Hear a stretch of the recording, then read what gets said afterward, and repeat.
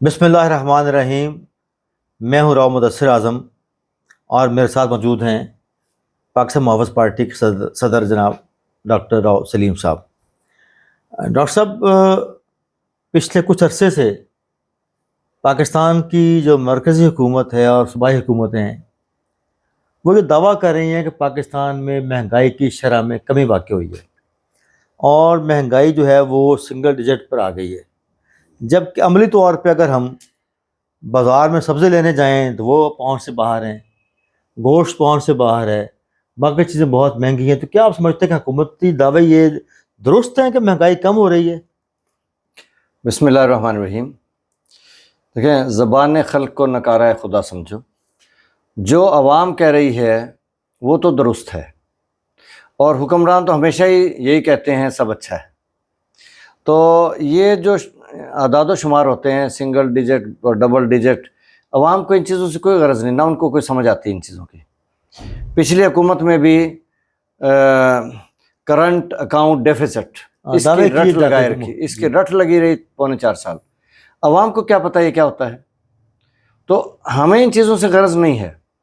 اگر عوام کو ضروریات زندگی سستی مل رہی ہیں اور ان کی زندگی میں کوئی بہتری آئی ہے، خوشحالی آئی ہے، یعنی روزگار مل گیا ہے، کوئی کاروبار چل پڑے ہیں، انڈسٹری چل پڑی ہے، تو پھر تو ٹھیک ہے۔ یہاں پر سڑکوں پہ چلنے والی گاڑیاں، موٹر سائیکلیں، اس سے اندازہ لگایا جاتا ہے کہ جی خوشحالی آ گئی ہے، عوام کی زندگی بہتر ہو گئی ہے۔ تو جو لوگ گاڑیاں اور موٹر سائیکلیں افورڈ نہیں کر سکتے، ان کی تعداد تو کہیں زیادہ ہے گاڑی والوں سے، تو ان کو جو اعداد و شمار وہ کیوں ظاہر نہیں کی جاتے؟ دیکھیں، اگر گاڑیوں کو دیکھیں تو پاکستان، خاص طور پہ آپ مال روڈ وغیرہ کو دیکھیں، گاڑیوں کے سمندر نظر آئیں گے تو یہ بہت امیر ملک ہے۔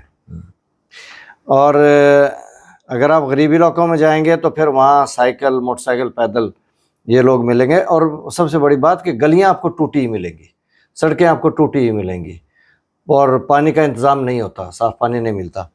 تو بنیادی ضروریات زندگی تو عوام کو میسر نہیں ہے، اور خاص طور پہ ہماری 80% آبادی دیہاتوں میں، چھوٹے شہروں میں ہے، وہاں پہ تو بنیادی سہولیات میسر نہیں ہے۔ یعنی تعلیم بھی مہنگی، صحت کے کا معیار بھی نہیں ہے، اور اگر کہیں پہ کوئی صحت کے معاملات ہیں وہ بھی عام آدمی کی پہنچ سے باہر ہیں، جبکہ دعوے یہ کیے جا رہے ہیں کہ مہنگائی کی شرح کم ہو گئی ہے۔ دیکھیں، حکمران کا کام ہوتا ہے کہ وہ دعوے کرے کہ میں نے یہ کر دیا، میں نے یہ کر دیا۔ اگر کچھ کر دیا ہے تو پھر ہم اپنے پاؤں میں کھڑے ہونے چاہیے۔ اپنے پاؤں پہ اگر ہم کھڑے ہو چکے ہیں تو پھر قرضے کیوں مانگ رہے ہیں؟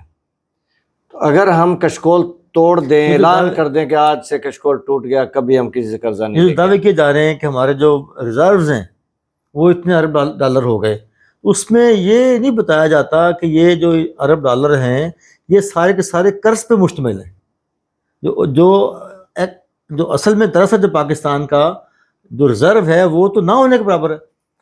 دیکھیں، مہنگائی تب کم ہوگی، قوم اس وقت خوشحال ہوگی جب ملک میں انڈسٹری چلے گی۔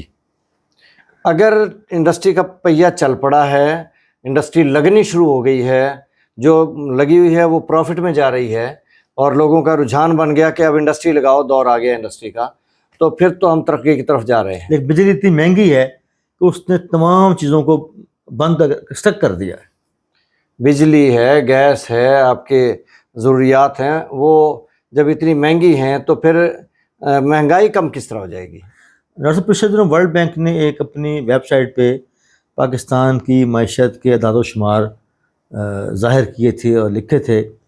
اس کے مطابق بھی جو پاکستان کی مہنگائی کی شرح وہ کسی حد تک کم تو ہوئی ہے، لیکن ابھی بھی عام آدمی کو ریلیف نہیں ملا، اس کے جو ثمرات ہیں وہ عام آدمی تک نہیں پہنچ سکے ہیں۔ دیکھیں، اگر کوئی کمی ہوئی ہے تو پھر وہ جیسے آپ کہتے ہیں نا کہ وقتی طور پہ چیزوں کو ٹھہرایا جاتا ہے، کم کیا جاتا ہے، تو وہ تو ہو سکتا ہے، لیکن پرماننٹ اگر کوئی پالیسی ایسی بن گئی ہے کہ جس سے ہم کہیں کہ اب صنعت کا پہیہ چلے گا اور روزگار غریبوں کو ملے گا، تو پھر ہم کہیں گے کہ ہاں مہنگائی بھی کم ہوگی اور ملک بھی ترقی کرے گا اور غریبوں میں خوشحالی آئے گی۔ جب تک صنعت کا پہیہ نہیں چلتا، جی، انڈسٹری ہماری اپنے پاؤں پہ کھڑی نہیں ہوتی، اس وقت تک باقی سارے بیانات جھوٹے. بہت بہت شکریہ. Thank you very much. Welcome.